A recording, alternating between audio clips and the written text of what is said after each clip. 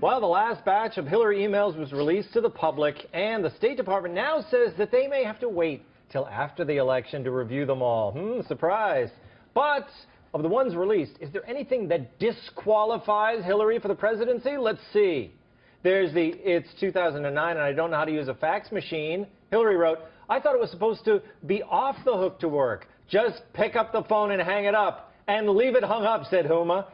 Still nothing, Clinton wrote back. Disqualified. Oh, come on. Responding to the State Department's decision to stop using the terms father and mother in favor of parent one and parent two, she said, I'm not defending that decision. We need to address this today or we'll be facing a huge Fox-generated media storm led by Palin et al. Changing policy because you're afraid of Sarah Palin? Darth Quietus! In a December 2010 email, Clinton revealed she didn't know what FUBAR meant. Really, Hillary? You've never heard of situation normal, all fouled up? That is a Dragon Quest! But of course, the silly content of her emails isn't what Dairy Queens her.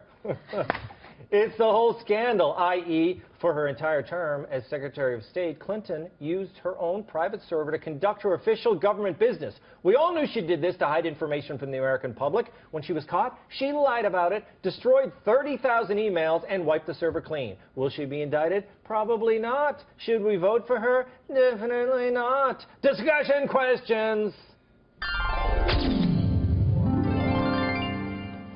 All those words began with DQ. Did you get that? I do now that you explained it. Dave, I never liked all this investigation stuff and the hearings because it obscures what we already know, that she's not a truthful person.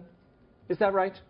Well, yeah, I agree with that, but I do think there's some interesting, to me the most interesting, and I read all 10,000 pages on the car over here, the most interesting to me was her supporters bragging about her turning Obama around on the issue of Libya. I know that doesn't have anything to do with this investigation, but that should maybe be brought up every now and then, that she had a large role in destroying this country.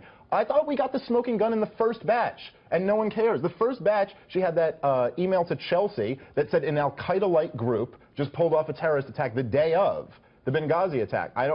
But that didn't seem to be a big deal, so. I know none of these emails are ever going to be a big deal because they can all kind of squirm out of them. Plus, they're redacted, Matt, and you can't read what's going on in them anyway. Yeah. But I think, forget it, it's not the individual emails. It's the fact that she had that server in her home in Chappaqua. She put her own communication outside of the Freedom of Information Act. There you go. That's it. Oh, why didn't I just go to you first?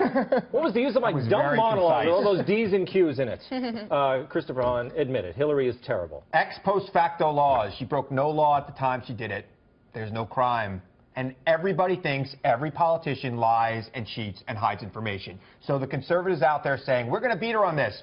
It's Fantasy Island again. I mean, these guys have to understand that every politician is thought of as a crook and a thief and hiding things. Is it that they're thought of as a crook and hiding things? And the only reason, by the way, and the only reason she's got higher negatives on this right now is because more people know her as a politician than know Marco Rubio or Ted Cruz. Once they get to know them as a politician, the American public will think of them as liars and hiding information. But they didn't put their communication outside of the Freedom of Information Act. Yeah, and again, every Secretary of State before her that used email did the same exact thing, including both Secretaries of State under George W. Bush. This was not a crime at the time it happened, and other people have done it, and other people in government were doing it at the same time on both sides of the aisle. Joanne, but the thing is, when she went and did this, I mean, to me, I'm thinking, she got the server, she obviously went through a lot of trouble to have this Clinton emails thing in her home and everything, and then when it came out, she was like, oh, it's just for convenience. Well, and I only had one phone. I mean, she didn't even have a good answer. She did, truthfully, a lot of lying through all of that, saying that there was no classified email, no information that would put us at risk.